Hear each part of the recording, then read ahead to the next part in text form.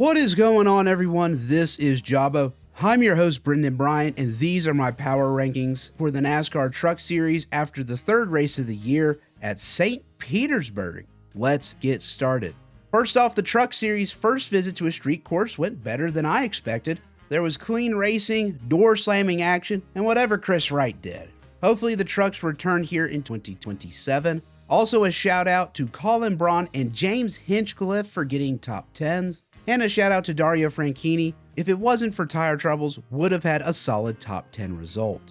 In 23rd, Josh Rayom did not race this past weekend again, so yeah, he's last still. And I might drop him for the rankings if he doesn't keep showing up to races. In 22nd, I have Frankie Muniz remaining idle. In 21st, I have Dawson Sutton losing 2 spots off of the front bumper of Chris Wright.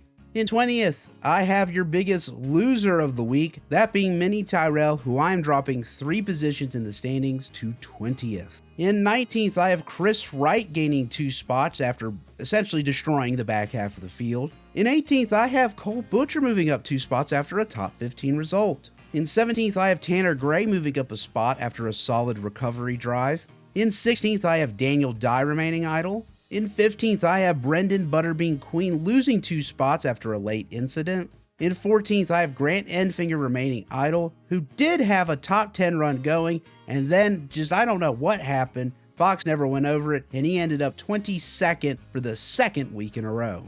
In 13th, I have Anders Perez moving up 2 spots after a top 10 result. In 12th, I have Stuart Friesen remaining idle. In 11th, I have Jake Garcia remaining idle. In 10th, I have Justin Haley losing a spot. In 9th, I have Ben Rhodes gaining a spot, who continues to impress to start the season. In 8th, I have Christian Eckes losing a spot in the standings. In 7th, I have Tyler Ankrum dropping 2 spots in the standings. In 6th, I have Daniel Hemrick gaining a couple spots.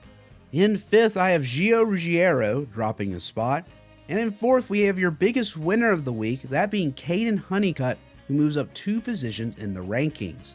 In 3rd, I have Ty Majeski remaining idle after a runner-up result. In 2nd, I have Chandler Smith remaining idle.